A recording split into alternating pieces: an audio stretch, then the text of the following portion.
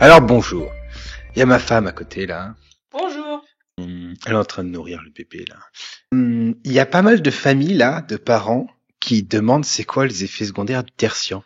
Parce qu'on parle beaucoup du tertian, on parle beaucoup du lithium, on parle du rein et tout, et on parle pas des effets secondaires du tertian. Si vous me demandez c'est quoi la racine carrée de 513, quoi? Ben j'en sais rien. J'en sais rien parce que je m'en sers jamais de ça. Je m'en sers jamais. Si vous demandez quels sont les effets secondaires du tertian, j'ai eu l'idée de faire la vidéo il y a 4 minutes là, et j'ai pas besoin de réviser en fait. Je les connais. Je les connais parce qu'ils sont visibles, n'est-ce pas? Et malgré le fait que j'en prescris pas. Je dois prescrire, je sais pas si tu prescris du tertian toi, mais je sais pas, je dois prescrire ça sur 3-4 patients dans le mois ou dans l'année à tout péter quoi. Je me souviens plus de chez qui j'ai prescrit du tertian la dernière fois. Le tertian, c'est un neuroleptique. Ça bloque la dopamine dans la voie motrice, dans la voie des émotions, dans la voie qui fait que il va y avoir une sécrétion de prolactine, et ça c'est l'hormone qui est utilisée par la nature pour entraîner une sécrétion de lait par les seins après l'accouchement. Et donc, le fait que ce soit un neuroleptique, qui soit utilisé pour les problématiques psychotiques, à savoir les gens qui hallucinent et qui délirent, permet de connaître ces effets secondaires-là, parce que ça concerne virtuellement toute cette classe. Donc vous appelez ça antipsychotique, vous appelez ça dopamine bloquant, vous appelez ça neuroleptique, ça change absolument rien au problème. Le fait que ça bloque la dopamine dans la voie des émotions, ça veut dire que ça peut entraîner des dépressions. C'est dépressogène. Ça ne pose aucun souci, c'est montré, remontré, c'est pas dépressogène chez tout le monde, mais ça peut entraîner des dépressions. Quand vous avez un trouble de l'humeur, vous êtes plus à risque de faire des dépressions sous tertian. Ok? Le fait que ça bloque les émotions dans cette voie-là peut aussi faire que les gens sont avec zéro émotion. Donc là, c'est pas une dépression, c'est il y a plus d'émotion. Ils sont abrasés sur le plan affectif. Ça a mis du déstop sur les émotions, qu'elles soient positives ou négatives. Et donc, ça fait des gens qui sont complètement à plat, électrocardiogramme plat. Électrocardiogramme et électroencéphale plat d'ailleurs. Ça peut se voir. Ça peut se voir parce que l'expressivité émotionnelle est réduite, et ça peut se voir aussi parce que sur le plan de la motricité, les gens sont beaucoup moins expressifs. Ça bloque la dopamine dans la voie motrice. Donc il y a moins de dopamine qui va du noyau du locus niger, qui est un locus de neurones à la dopamine dans le cerveau, jusqu'au striatum. Et en fait, cette zone, cette voie de dopamine, c'est la même voie qui est impactée dans la maladie de Parkinson, qui n'est rien d'autre qu'une dégénérescence des neurones à la dopamine sur ce faisceau-là. Et donc, vous avez la possibilité de découvrir des syndromes parkinsoniens chez les enfants.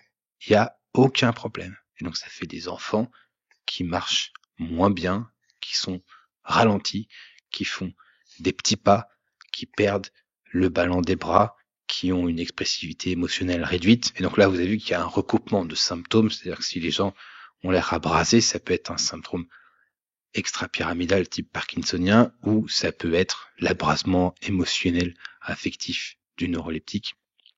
Ça demande un peu de précision. Dans les deux cas, en fait, il faut baisser la dose, c'est pas compliqué.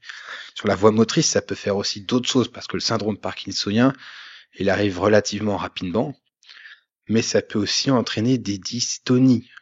Donc là, c'est des contractions musculaires, parfois invalidantes, parfois pas. C'est pas la molécule qui en donne le plus, parce qu'il y a une espèce de correcteur intégré dont on parlera après, mais ça peut quand même entraîner des contractures musculaires qui sont parfois invalidantes. Le fait qu'on bloque la dopamine de façon durable et constante chez les gens, ça peut entraîner des problématiques motrices qui arrivent au bout de plusieurs années, qui peuvent être présentes jusqu'à 50% des cas, Donc c'est pas rare, c'est fréquent et c'est la cause de litige et de procès la plus fréquente aux États-Unis. Donc c'est pas rien. Donc là, s'il y a des médecins qui écoutent et qui se disent wow, faut que je me calme avec le tertian, oui. S'il y a des familles qui se disent wow, est-ce qu'on m'a prévenu de ces effets secondaires-là? Si ça n'a pas été le cas, il y a des soucis. Ok. Et donc ça s'appelle les dyskinésies tardives. Je n'invente rien, c'est pas une trouvaille, c'est un classique de chez classique. Ok. C'est tellement fréquent que aux États-Unis, les recommandations médico-légales, c'est de faire passer une échelle de troubles moteurs pour vérifier qu'il n'y a pas d'apparition de dyskinésie tardive. Okay. Donc c'est vraiment fréquent, quoi. Quand ces troubles-là arrivent, il y a des cas où c'est plus ou moins réversible, et il y a des cas où c'est complètement irréversible. Donc là, c'est A+ sous le bus, hein. T'as pas de solution, il n'y a pas de joker, c'est fini.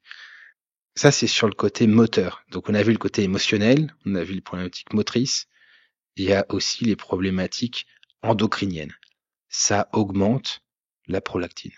Ça augmente tellement la prolactine que, avant, pour vérifier que il y avait bien une activité antidopaminergique, on regardait si la prolactine augmentait. Et la dopamine, ça s'appelait aussi prolactin inhibiting factor. Donc, plus il y a de dopamine, moins il y a de prolactine. Vu qu'on bloque la dopamine, il y a plus de prolactine. Quand vous augmentez la prolactine, ça peut entraîner des problématiques de libido. Donc là, ça peut être une catastrophe, il n'y a plus de libido du tout. Ça peut entraîner des problématiques de galactorée, il y a un écoulement de lait chez les femmes comme chez les hommes qui se fait à partir du tissu mammaire. Donc c'est gênant quand même, c'est pas très élégant, ça peut faire flipper. Et ça c'est le cas extrême, tu vois. T'arrives, t'as une substance blanche qui sort de tes mamelons, tu sais que c'est pas normal, même si t'as pas fait médecine. Tu vois, t'as une vague idée. Tu sais que c'est pas bon. C'est comme quand t'as une phase maniaque, tu vois. Tu vois quelqu'un en slip en train de braquer les banques avec des pistolets au savon, tu sais que c'est pas bon. Mais c'est pas ça le problème. Le problème, c'est quand t'es juste en dessous, que ça se voit pas, et que t'as une espèce de castration chimique qui se passe. Donc moi, j'ai un patient, mais ça date de cette semaine, hein. Il est sous neuroleptique, il est déprimé, il dit je sais pas quoi faire, on fait des dosages, il en a plein la cervelle, il a une prolactine équivalente à une femme en train d'allaiter, et du coup il a une testostérone équivalente à un homme auquel on aurait fait une castration. Donc sur le moral, on imagine bien, sans être chimiste, hein, sans être médecin, que une testostérone plus faible que celle d'un patient de 90 ans, alors qu'on en a 23, eh ben c'est jamais très bon. Okay. Et là, on peut faire par exemple de la thérapie, ça marchera pas. On peut mettre un antidépresseur, ça marchera pas. Faut virer le médoc. Okay. Et ça, c'est des trucs fréquents. Donc, on va pas s'amuser à faire les pourcentages. En fait, pour moi, c'est assez binaire quand tu as un effet secondaire fréquent et du coup, ça doit faire l'objet d'une surveillance et d'un questionnement à chaque entretien. Ou est-ce que c'est suffisamment peu fréquent pour qu'on attende de voir si ça concerne les gens ou pas? On ne demande pas aux gens, est-ce que vous faites une entérocolite nécrosante à chaque fois qu'on met du tertian? Toi, tu t'en sors pas. Mais on est censé demander, est-ce que vous avez des problèmes de libido? Est-ce que vous avez des problèmes moteurs? Est-ce que vous êtes déprimé? Est-ce que machin? Donc, en fait, ça fait des entretiens longs, le tertian, parce qu'il y a beaucoup d'effets secondaires. Et là, c'est que le côté, je bloque la dopamine. Donc, ces effets secondaires sont fréquents et pour certains, inéluctable en fonction des patients. Tu vois, c'est juste présent, quoi. Il n'y a pas 36 solutions. Tu me dis si t'en vois d'autres, hein. Il y a un effet sur le poids.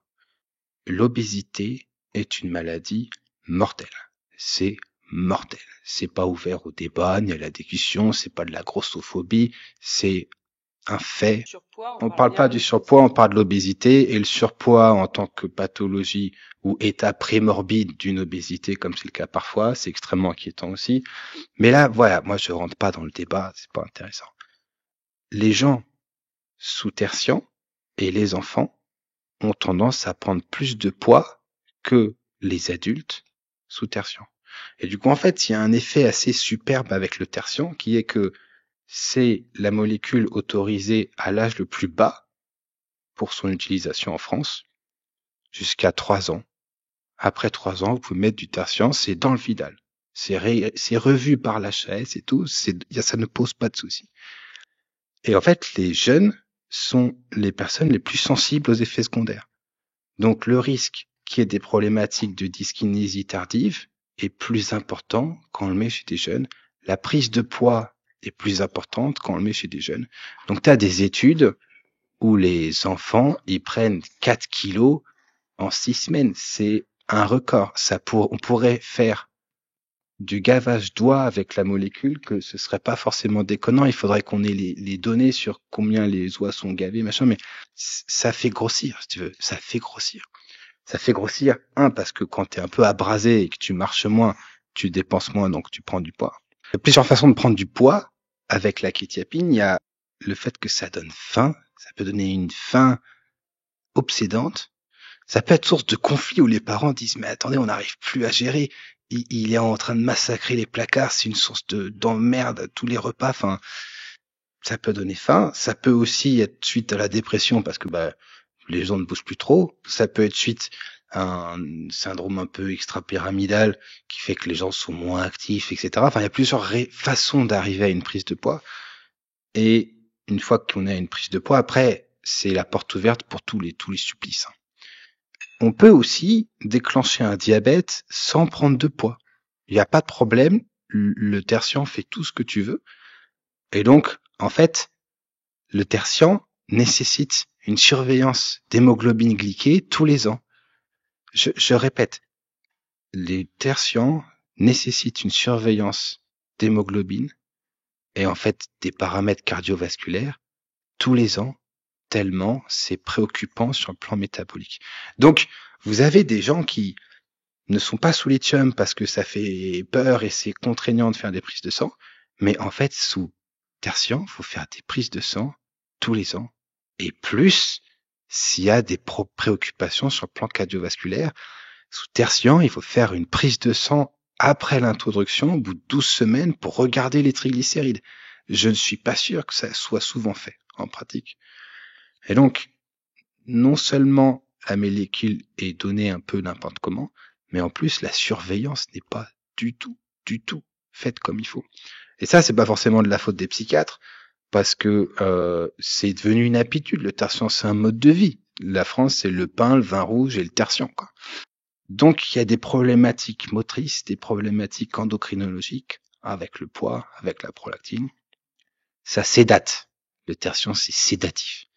C'est sédatif pour plusieurs raisons. Une des solutions les plus simples pour s'en souvenir, c'est que ça diminue la transmission de la noradrénaline. Et donc, vu que ça diminue la transmission de la noradrénaline, qui est l'hormone du stress, je simplifie, mais on n'a pas besoin de faire compliqué là.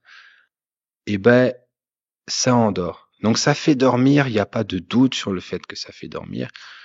C'est pas pour ça que c'est anxiolytique. Ok. Ça fait dormir, ça fait tellement dormir que, en fait, c'est une phénothiazine, comme la chlorpromazine, et à la base, c'était les chercheurs étaient en train d'essayer de trouver un anesthésiant.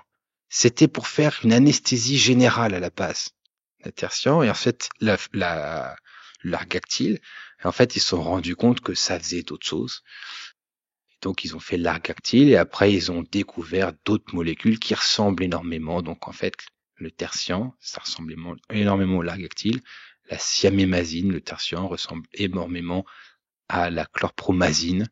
Le largactyle, les deux sont des phénothiazines qui ont une structure moléculaire qui se ressemble et des effets secondaires qui se ressemblent énormément.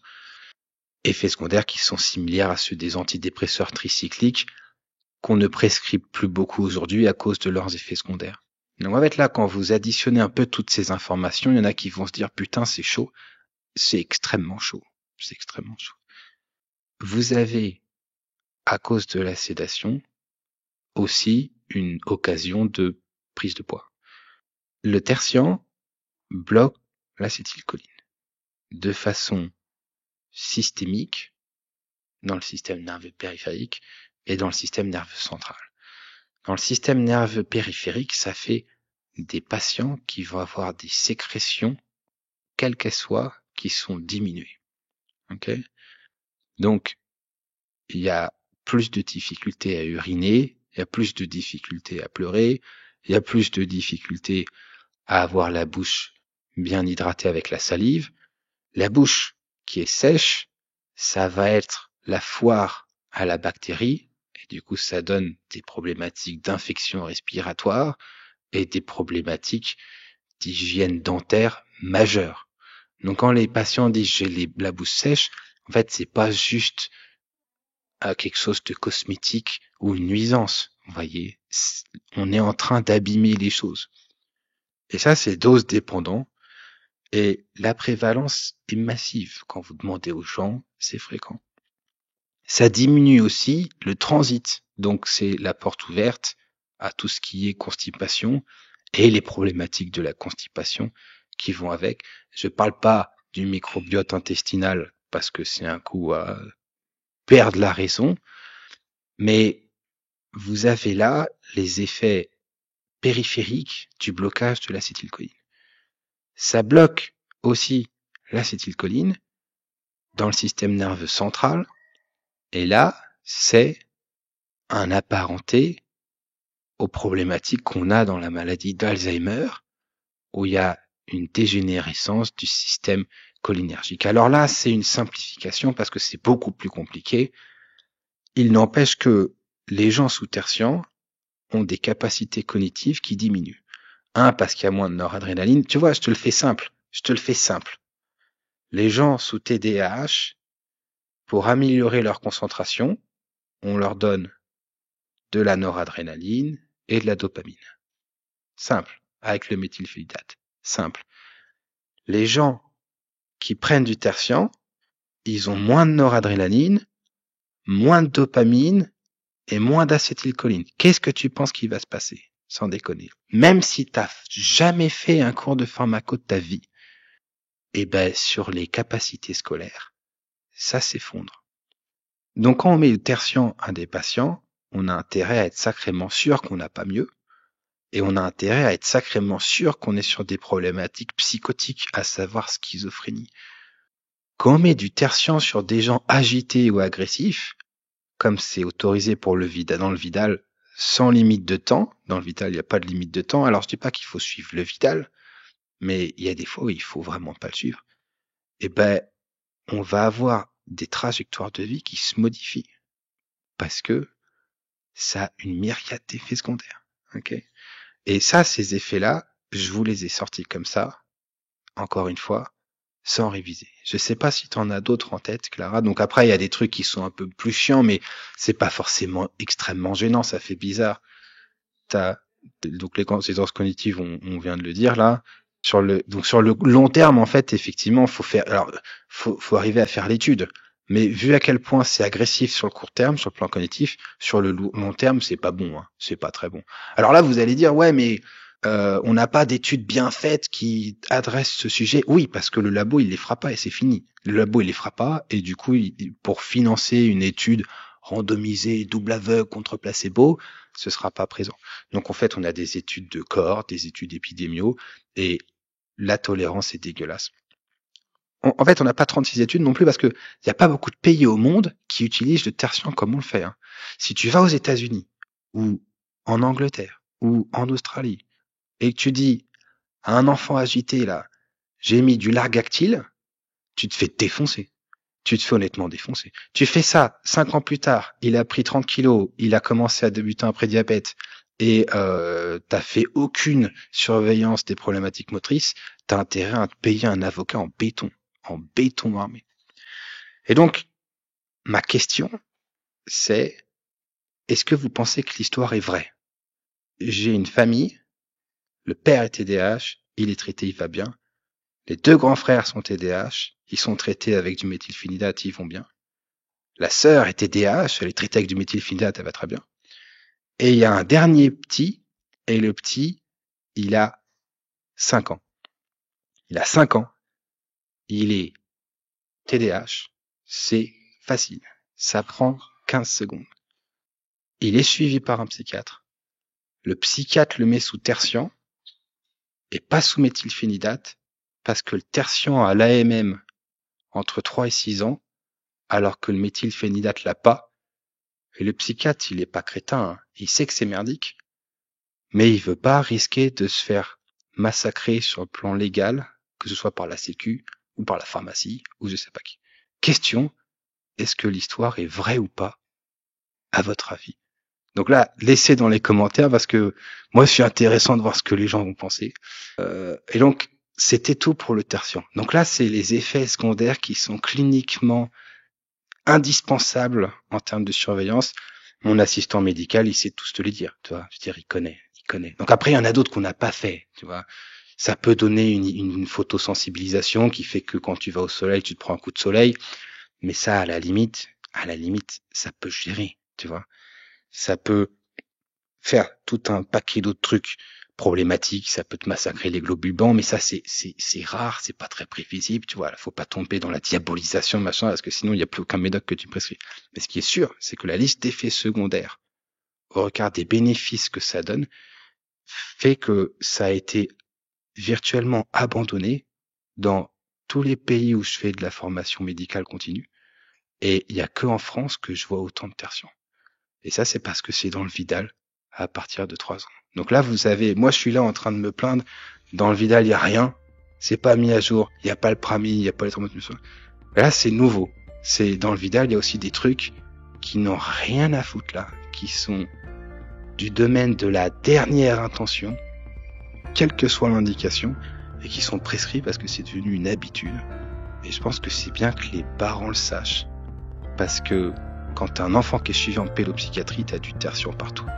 Et encore une fois, hein, c'est pas une dénonciation pour les pédopsychiatres. Si tu suis le Vidal, t'as pas 36 solutions. Et donc, je pense qu'on va s'arrêter là. Voilà, c'est tout pour cette fois.